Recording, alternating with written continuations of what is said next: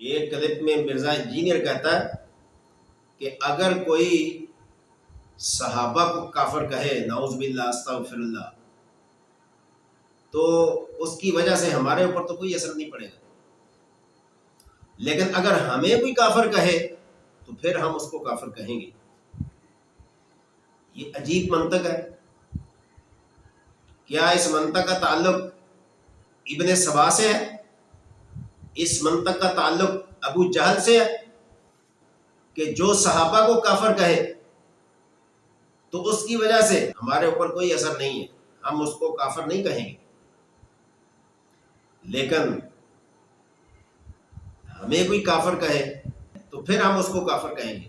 معلوم ہوا کہ صحابہ کو اگر کوئی کافر کہے تو ہمیں کوئی تکلیف نہیں ہے، ہمیں اگر کوئی کافر کہے تو پھر ہمیں تکلیف ہے۔ اس ناعاقبت اندیش کو یہ پتہ ہونا چاہیے کہ آج جس قرآن کی یہ تلاوت کرتا ہے یہ صحابہ کی وجہ سے ہم تک پہنچا ہے۔ آج جو ہم نماز پڑھتے ہیں یہ صحابہ کی وجہ سے نماز ہم تک پہنچی ہے۔ نبی علیہ الصلوۃ والسلام کی ہزاروں لاکھوں احادیث جو ہیں وہ صحابہ کی وجہ سے ہم تک پہنچی ہیں۔ اللہ کے نبی صلی اللہ علیہ وسلم نے جو زکوٰۃ کے مسائل، حج کے طریقے اور جو دین اسلام کے تمام تر امور پر بات کی وہ صحابہ کے ذریعے سے ہم تک پہنچی ہے۔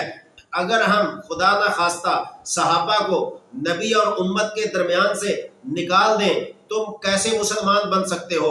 تم کیسے ایمان کا دعویٰ کر سکتے ہو؟ تم کیسے کلمہ پڑھ سکتے ہو؟ تم کیسے نماز ٹھیک کر سکتے ہو؟ تم کیسے قرآن پڑھ سکتے ہو؟ تم کیسے حدیث بطور دلیل پیش کر سکتے ہو؟ تم کس اسلام کی بات کرو گے؟ صحابہ کو نکال کر نہ تم مسلمان بنتے ہو، نہ تم ایماندار بن سکتے ہو، نہ تمہاری بخشش ہو سکتی ہے۔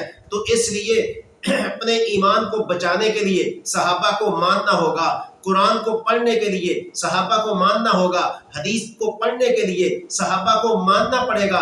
اگر تم صحابہ کو نہیں مانتے اور کوئی صحابہ کو کافر کہے تمہیں تکلیف نہیں ہوتی تو پھر یقین جانیں کہ صحابہ کے ایمان پر تو کوئی شک نہیں ہے، لیکن تم ایمان سے خارج ہو گئے۔